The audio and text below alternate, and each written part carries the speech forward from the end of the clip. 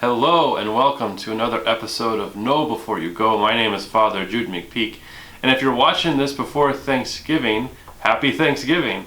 Today we're going to talk about this upcoming Sunday's reading, and we're going to learn what Jesus means about staying awake.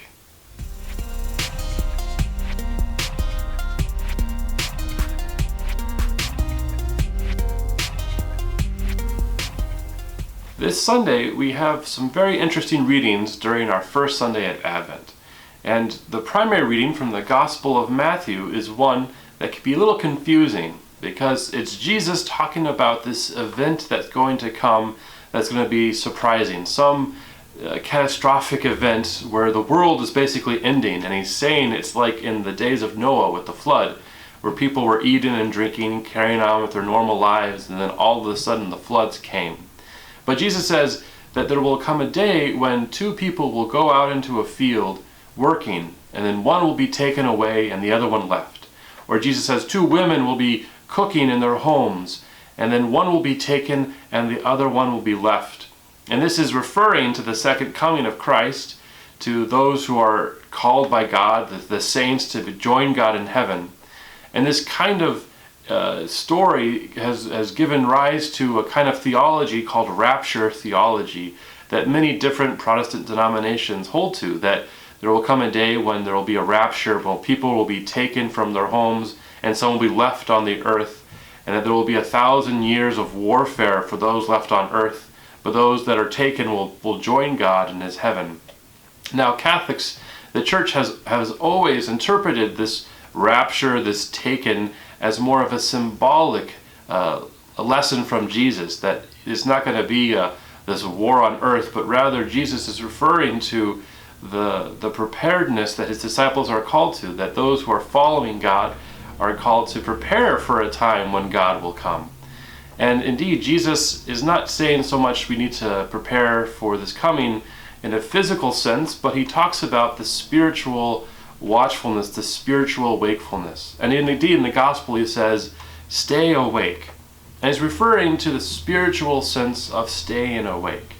Now what does that mean for us? Well, I think of a story from the life of Dominic Savio, who was the patron saint of altar servers, who was a young boy who died but became a saint. And in the story, Dominic Savio was in his classroom, and his teacher was talking about the second coming of Christ.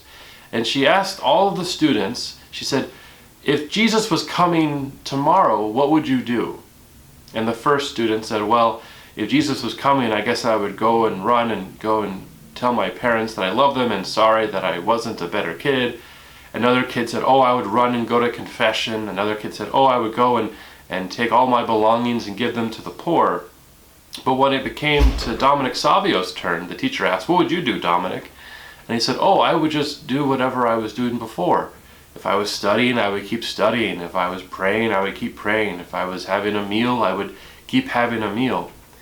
And what Dominic was understanding rightly is that if you live your life following God, we don't need to run around and try to fix things at the last minute.